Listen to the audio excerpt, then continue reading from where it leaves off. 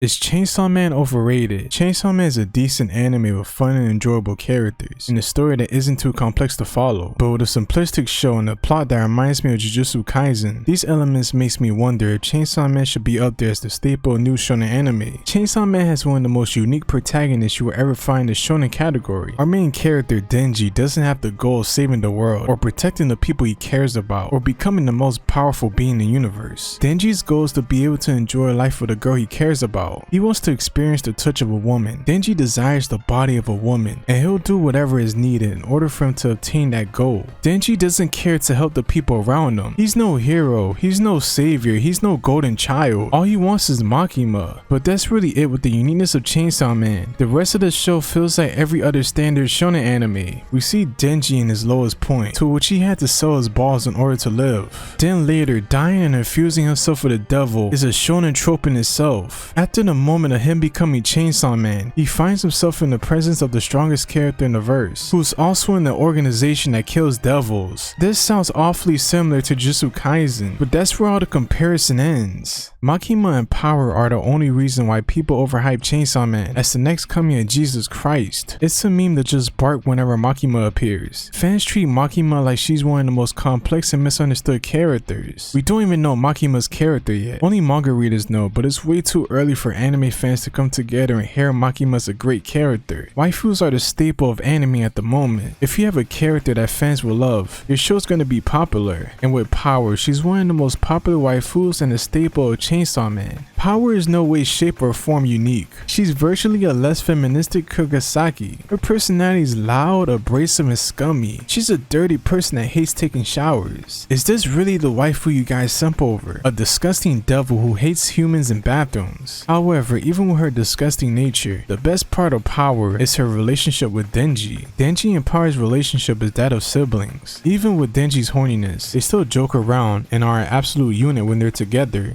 The relationship between the main characters is something I really enjoyed with Chainsaw Man. First, we see Aki and Denji's partnership starting off as a nutfest, but they soon develop a bond and even shared a special moment together after the defeat of Katana Man. They both shared a nut-cracking experience. And while on the topic of Aki, no one really cares about Aki. Aki's a generic Sasuke archetype. The Sasuke archetype is a character whose whole personality trait dwells on vengeance. Aki's your typical revenge story. He's the cool and emotionless guy that women will be obsessed with. The trio of main characters are the biggest reason for the show's popularity. One big negative that the show deals with is the side characters. Dealing with the side characters is something that the anime can improve on. In the manga, the story is so fast paced that we don't really connect with anyone other than the trio or Makima. During the airing of season 1, Kobune was definitely one of the most annoying and aggravating characters. Newer fans absolutely despise Kobune. She's 100% like this in the manga. The voice actor completely smashed her terrified nature. The voice acting and animation and the overall vibe of Chainsaw Man has been done really well. They really captured the main theme of control with Makima. The whole story of Chainsaw Man revolves around manipulation. Denji gets his emotions toyed with so he can do anything that Makima commands him to do. Denji is nothing but a dog to Makima. He's a horny dog that will bend over backwards for her. The story of Denji is that of a down bad Discord mod. But back to the real question, is Chainsaw Man overrated? It's been a really good adaptation, but it's not the second coming of Jesus Christ. The CGI can look really clunky and weird at times, but most of the time it's really fluid and smooth. You can't really go wrong when you have an animation studio like MAPPA. However, the soundtrack isn't the best. They really could have improved on having a more diverse soundtrack. Even the soundtrack they had when it was Denji against Katana Man was absolutely amazing. That's what they should have had during the whole show. Instead, we were forced to endure the same overused soundtrack we heard constantly since the trailer. Chainsaw Man, even if it's not the greatest anime of all time, it's still a fun and enjoyable series that I recommend to any newcomer to watch. But it is overhyped. It's not really the greatest thing known to man, but that's okay, not every anime needs to be perfect.